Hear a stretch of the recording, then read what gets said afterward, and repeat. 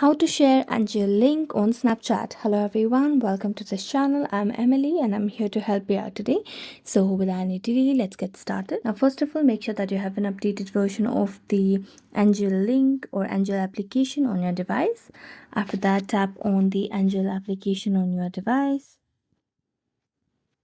and make sure that you have logged in to your account. After that, the home page will look something like this.